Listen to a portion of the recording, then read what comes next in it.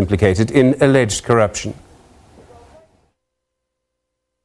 The governing party says its Integrity Commission has not been set up to settle political scores as suggested in media reports. I wouldn't want us to be preemptive on what will be the finality of the recommendations or of the work of the Commission itself. We must appreciate that the fact that everyone else is being listened to, it also empowers and boosts the work of the Commission, so that when it makes its final recommendation, it also appreciates the side of the story or the version that would have been laid out by our own comrades. It is not the kangaroo court.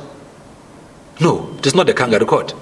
The Integrity Commission has been set up to do certain things, and those things are outlined in the framework and guideline that effectively directs the work of the Integrity Commission. The Commission sitting is just days ahead of President Cyril Ramaphosa's cabinet announcement. And now, alliance partner Cosatus has called on the President to appoint individuals who have not been tainted in any way. The trade union is currently holding its 3-day Central Executive Committee. What we then indicated to the President was the criteria. In our view was that when you mix your generation mix between the young and the experience should be only those that have worked very well, that their legacy stand out quite clear in terms of really making a contribution to the South African society. So it has to be women, it has to be men, it has to be young, it has to be the experience, but it has to be people that have got competence and people that are not tainted in whatever way. Another alliance partner, the SACP, says they expect more consultations to take place before the cabinet appointments. SACP spokesperson Alex Mashilo says they've engaged with the President on how they would like the cabinet to look like. We said that there were consultation processes followed, and that has since been maintained. There has been consistent interactions at the secretariat level, in the alliance, as well as interactions. So that process is ongoing on a wide range of issues. We expect that the oncoming process will not be concluded without the consultations taken into account. Meanwhile, the ANC's Integrity Commission is expected to reveal its findings on Wednesday. Natasha Piri, SABC News, Johannesburg. Well, as you saw here on Saturday on SABC News, President Cyril Ramaphosa took the oath of office before the nation. 2 days later, many are eagerly awaiting the announcement of his new cabinet. This morning, presidential spokesperson Kuselo Diko told the SABC there was no significant delay and that an announcement would be made sometime this week. At the same time, as you already know, the ANC's Integrity Commission has now met at least 2 people amid reports that former Deputy President David Mabuza wants to clear his name before he is sworn into the National Assembly and then qualifies to be appointed Deputy President again. Professor Taniko Malaleke is a political analyst at the University of Pretoria. He's on the line for you now. Professor Malaleke, good evening to you. Thank you for your time tonight. How do you see this delay? Is this about David Mabuza? I doubt if it is only about David Mabuza. I think it is probably about the 22 names that have been flagged to begin with, but also it is about the legacy that Ramaphosa inherits from his predecessor, who started a process in terms of which the president alone, perhaps with people outside of the ANC, were appointing the cabinet. You will remember how we would sit until midnight and then suddenly there would be an announcement that this and that minister is being changed. And I think Ramaphosa is having to pay for that because the ANC won't allow the president of the ANC to take those kinds of decisions without consulting them. Yeah, David Mabuza, the former deputy president, and I think that is officially his title at the moment, he says he wants to clear his name through an ANC process. Do you believe he can actually do that? In other words, do you think he would come through that process and his name would be cleared? It is possible that his name will be cleared, but whether his name is actually cleared or not, the fact that he has doffed his hat, as it were, to an ANC structure, one that has been ignored, quite honestly, for a long, long time, by members of the ANC, but also to some extent by the NEC, members of the NEC. The fact that he has done this is itself significant. So there is a sense in which he cannot completely lose. Even if he loses in the short term, in the long term, he can't lose because he will have shown the way, in terms of respecting an internal organ of the ANC. That is important. My own sense is that once he is cleared, if he is cleared, the president will not have a choice but to make him his deputy.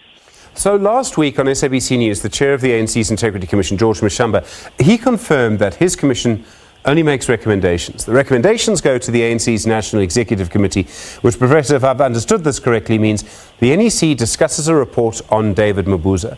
When you consider his position, his recent political history, Nasrec, everything that happened to it, how do you think that conversation would go? Do you think it will be quite complicated? Or do you think the NEC would very quickly come to a decision to accept whatever recommendation the Integrity Commission makes? Well, I think that it will be a difficult decision, especially if the Integrity Commission presents a negative or an adverse finding on him. So if that is the case, then it will be a little bit difficult for the NEC. But I do think that he should hold enough sway inside of the NEC to be able to receive support. You will recall, Stephen, that the ANC has had situations in which the president has tried to choose someone other than his deputy in the party for the presidency of the country. And it hasn't really worked very well. It simply creates problems for the party. It gives the deputy president of the ANC a lot of time to be at Pule House, to organize and to mobilize, and therefore to gain influence that the president might live to regret. Professor, there are an awful lot of theories being bandied about what's really going on. So what people seem to keep saying, they keep writing, that this is also about the longer game, that Mabuza is doing this because not so much for the short-term future, but because it will help him become president of the ANC in the longer run. This is what I don't understand. If he is cleared by the Integrity Commission and by the NEC, and on the balance of probability that will probably be the case, do you think it helps him in the longer run? It might not change public opinion about David Mabuza, especially sort of urban public opinion. It wouldn't stop more charges coming against him in the future. So then if he is a long-term strategic thinker, as everyone says that he is the real aim then still being met to try and become the leader of the ANC in the longer term by going through this process and shocking everyone by not taking the oath last week? Well, look, at the heart of this thing is not the deputy presidency as such. It is about the presidency of the ANC and ultimately the presidency of the country. The deputy presidency is simply a ladder, through which one goes to become president. So I'm sure that in his mind, he is fighting not just for the deputy presidency, but for the presidency. And I'm sure that those who want to prevent him, if there are any people who want to prevent him, also do not merely want to prevent him from becoming a deputy president, but they are looking ahead to the presidency. So it is about that. That's how serious this fight is all about. And that's why, both in the short term and in the long term, his calculations seem to be quite strategic. Okay, so you would expect him then? I mean, if you were a betting man, I don't know if you are, Professor, would you expect President Ramaphosa to appoint him deputy president when he makes that announcement in the week? Or do you think it could be Dr. Nkosazana Dlamini Zuma or even Dr. Naledi Pandor? Let me put it like this, Stephen. If the Integrity Committee and the NEC clears his name, it will be difficult for President Ramaphosa not to appoint him as deputy. Okay. The other complication for President Ramaphosa, of course, is around Pravin Gordhan, the former Public Enterprises Minister. There's the Public Protector's finding that against him that was released on Friday. Does that scramble the eggs for Ramaphosa's cabinet omelette? It does, if we assume that Ramaphosa intended to appoint Pravin Gordhan. Because, there is no cabinet at the moment, and we can't be too sure about that assumption either. But I think that every legal opinion I've had expressed so far has really poured water over the report and the recommendations of the public protector. And so if I were to believe what I hear, then Pravin Gordhan has a very strong case. Unfortunately, it's not about that. It's about whether once a public protector's report is out there and has been sent to the presidency, the president can ignore it. And my sense is that the president cannot ignore it because of Nkandla, because we've been to court before to check the weight and the legality of the public protector's report. So I think that the president will have to consider carefully what he does in this regard, because I don't see how these matters will be resolved by the time he announces his cabinet. I mean, that report, the public protector's findings, just say that the president must take disciplinary action against Gordhan. It doesn't say he can't be reappointed to the position. And then there's the interesting politics of this. You have the EFF and Julius Malema saying on Saturday at the inauguration, if I can use this word, nogal, that he should not be appointed. And you have Cosatus rushing out a statement on Friday night saying that the president should ignore the public protector.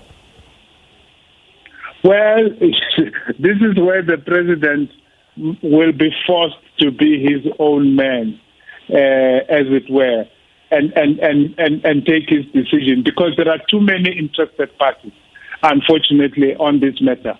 Pravin Gordhan has become an emotional issue for the EFF, and clearly an emotional issue for Cosatus, and for many, many other people. And I think that the president will then have to take his decision as to what he wishes to do. But as we said earlier, the president cannot ignore his alliance partners. He cannot ignore the ANC, and he cannot ignore what comes from the office of the public protector.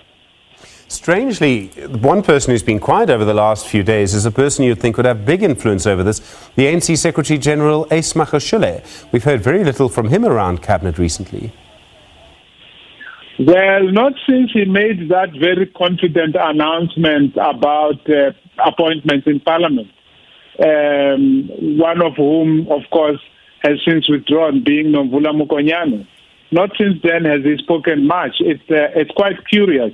It lends credence to the theory that perhaps there is a Ramaphosa versus Magashule battle raging in the background. Cosatus is currently meeting in a central committee. If we can sort of change sides slightly, they're likely to have a strong view on cabinet and who should be in it. Do you see Cosatus having much influence over this process at the moment? I think the most influential, element in how the president appoints the cabinet is the NEC, and that is a legacy that comes from the Zuma era. And of course, inside the NEC, you do have Cosatus members and other alliance partner members there. But I think ultimately it will be the NEC and to some extent the top six. But the NEC will have, I think, a much greater influence, much more than Cosatus alone and much more than the SACP alone. And Cosatus itself, it's lost significant political power over the last few years. I think its own discussion documents say that. Do you think that the Central Committee could be a starting point with the new leader as well after their conference last year to try and regroup in some ways? Well, they have space now to regroup, given that they will not have as much interference from the ANC, Zuma-led ANC, given that now Ramaphosa is the leader of the ANC. However, the question is, can they recover from the amount of damage that they have suffered? Since the departure of NUMSA, for example, can Cosatus ever be the same? And given all the other problems of them being caught up in ANC politics a lot more than in worker issues. So I think they have a long way to go. They could recover if they use the window that is opening up for them productively. Professor Tiniko Malaleka, thank you very much indeed for joining us.